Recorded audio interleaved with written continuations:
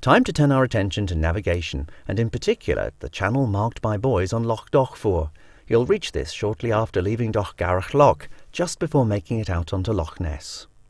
Navigation on the canal and lochs is marked by green and red marker buoys. These mark the shallow areas, so we need to pay attention to them. When travelling from east to west, pass the green buoys to port, that's to the left side of the boat, and the red buoys to starboard. Obviously, when travelling west to east, pass them the opposite way. They're all clearly marked on your navigation chart. This is a vital tool for your holiday, so please pay close attention to it. It's laid out in sections with average cruising times and mileages marked on it. Pay close attention to the areas marked with red hash marks. These mark the shallow areas, so keep well clear of them. Any berthing locations which are exposed to certain winds are clearly shown. As well as the navigation information, all the hotels, shops, pubs and places of interest are shown on the map. There are areas on the route where you need to pay particular attention. The first one is Urquhart Bay Harbour. Here you'll find the entrance buoys are reversed, so the red buoys are to port and green to starboard. Pretty straightforward as you just go through the centre of the buoys.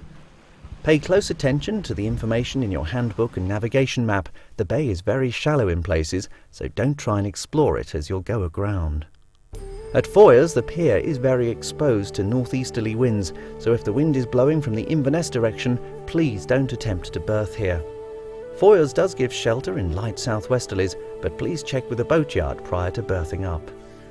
At Fort Augustus, the canal entrance is directly beside a river mouth, so it's easy to make a mistake and run up the river mouth accidentally. Not very good for the bottom of the boat.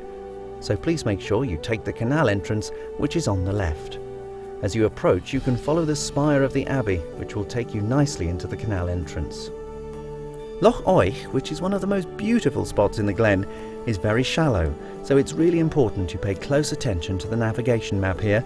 If you come off the channel, you'll go aground. It's extremely shallow. Count off all the buoys marked in your map, so you know exactly where you are at all times, and you'll be fine.